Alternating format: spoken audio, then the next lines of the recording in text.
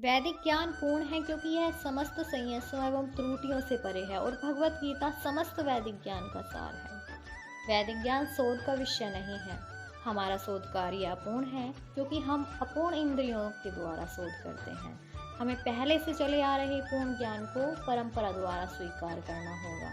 जैसा कि भगवत गीता में कहा गया है, हमें ज्ञान को परंपरा के उपयुक्त स्रोत से ग्रहण करना होता है, जो परंपरा परम आध्यात्मिक गुरु साक्षात भगवान से प्रारंभ होती है और गुरु शिष्यों की यह परंपरा आगे बढ़ती जाती है। छात्र के रूप में अर्जुन भगवान कृष्ण से शिक्षा ग्रहण करता है और उनका विरोध किए बिना वह कृष्ण की सारी बातें स्वीकार कर लेता है। किसी को भगवत गीता के एक अंश को स्वीकार करने और दूसरे अंश को अस्वीकार करने की अनुमति नहीं दी जाती।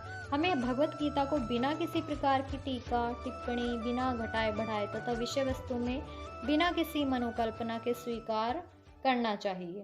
गीता को वैदिक ज्ञान की सर्वाधिक पूर्ण प्रस्तुति समझना चाहिए। वैदिक ज्ञान दिव्य स्रोतों से प्राप्त होता है और स्वयं भगवान ने पहला प्रवचन किया था। इस संसार में मनुष्य बिल्लियों तथा कुत्तों के समान लड़ने के लिए नहीं है।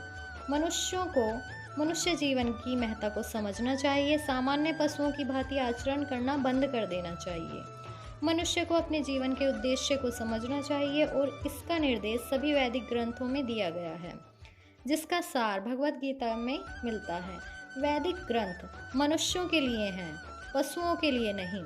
एक पशु दूसरे पशु का वध करे तो कोई पाप नहीं लगता है, लेकिन यदि मनुष्य अपनी अनियंत्रित स्वादेंद्रियों की दृष्टि के लिए पशु का वध करता है तो वह प्रकृति के नियम को तोड़ने के लिए उत्तरदायी है।